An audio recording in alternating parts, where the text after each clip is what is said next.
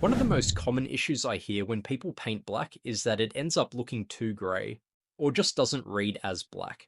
So in this guide, I'll show you how to paint solid black armor using just a makeup sponge and a brush. We're going to turn this flat grey armor into a deep, grimdark black. I'll also show you a few ways to make your blacks and other dark colours look even darker. Alrighty, let's get into it. We're starting off simple with a black primer, which also works as our base coat. You just want solid coverage here. If you're using a spray primer and notice a few grey spots, grab your favourite black paint and touch those up. Don't stress if your paint has a slightly different finish to the primer, we'll even that out later. Now let's build up some volumes. Grab yourself a makeup sponge and get it just a little damp. With the sponge prepped, I'll dip it into some German grey and remove some of the paint with a cloth. This will make it easier to apply to the flatter surfaces and less likely to flood into recesses. I'm focusing on top areas similar to a zenithal highlight, basically anywhere light would naturally hit, while making sure to leave that pure black showing in the lower shadowy areas and recesses. It's going to look pretty grey at this stage, but trust the process. We're going to tone all of this down later so it reads as black. I'll also use the same grey on the weapon casing, and then we'll let that dry. Next I'll knock out a quick dry brush to define some of these edges. I'm loading up a large dry brush with a bit of graphite and removing a lot of excess paint before I start. Then using very light pressure, I'm going to gently dry brush the entire model. The main goal here is to pick out all those raised edges and do my best to avoid the flat panels. I try to drag the brush towards the edge whenever I can. If you get a bit of paint on the flat panels, it's not a big deal. Later steps will hide a lot of this patchiness. Okay, now we'll add our final volumetric highlight using the sponge again. I've rinsed it out, and it's slightly damp just like before. I'll grab some graphite, and using very light pressure, I'll spot highlight the most exposed areas, focusing on covering a smaller area over the previous layer. This is just to punch up a few key areas that we want to stand out. When you're adding volumetric highlights to black armor, especially with a sponge or airbrush, it's easy for the bright tones to spread too far. When that happens, the armor starts to look grey instead of black. The fix isn't to add more contrast or brighter highlights, it's to shrink those bright areas and bring the shadows back in. So to do that, I'll grab some black paint on my sponge. The consistency here is important. You want it slightly thinned down and a bit transparent to help blend these brighter areas back into the darker shadows. If it looks too thick or opaque, just add in a little more water. You should be able to see the grey through the black. That's exactly what we want. With this transparent black, we'll glaze over the darker areas to push those shadows back in. Avoid the very center of your brightest highlight. Just take your time and go around these exposed areas and shrinking them down. If you went too bright, this step helps pull it back and refocus the light. On the gun, I'll dab it gently through the middle to darken it down and create a gradient so it's bright towards the front. On the helmet, I want the bright focal point on the left side, so I'll apply this on the right to balance it out. You'll also get a nice second layer of texture from the sponge, which makes the armor feel more weathered. I'm using really light pressure here.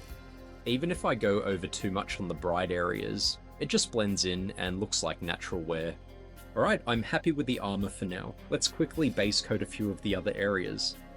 Once that's all dry, it's time to add some shade. I'm going to use a black enamel wash. To help the enamel wash flow into the recesses, I'm first going to apply a thin coat of white spirit over the model. Another way to do this, if you don't want to coat the whole model, is to just pre-thin your enamel wash with a bit of white spirit, about 1:1. I find using these straight from the pot can be a little too thick, so thinning them down helps with flow.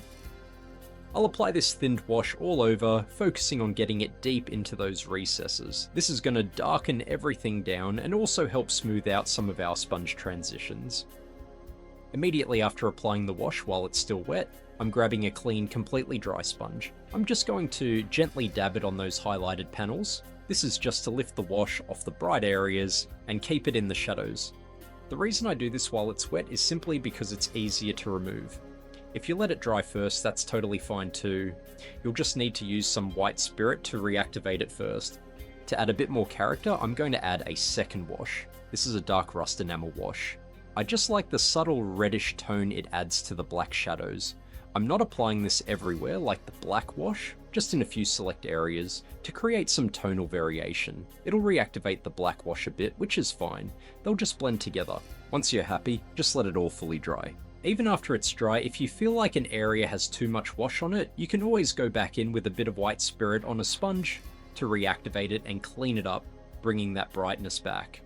With the washes dry, it's already starting to look pretty grim dark. To bring back some definition, I'm going to mix the German Grey and Graphite 1:1 and pick out some of the most prominent edges. And a real quick shout out to Golden Maple for sending me these brushes. They've been my go-to for a few months now, and have held up great. If you want to check them out for yourself, I'll throw a discount code on screen now, or you can check the video description. Anyway, as I was saying, I'm not highlighting every single edge, mainly just the ones facing upwards towards our imaginary light source. This step is what makes those details, which got darkened by the wash, stand out again. You can also use this opportunity to add a few thin scratches here and there for some battle damage.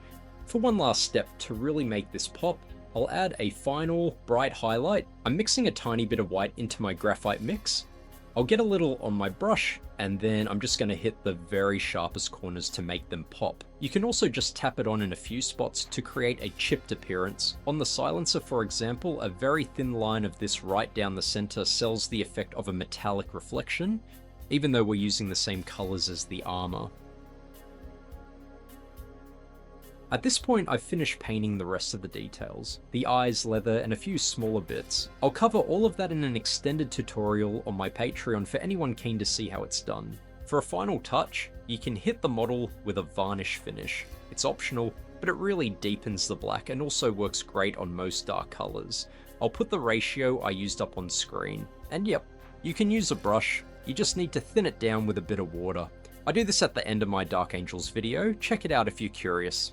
And that's it, thank you so much for watching, and a massive thank you to all my patrons who make these videos possible.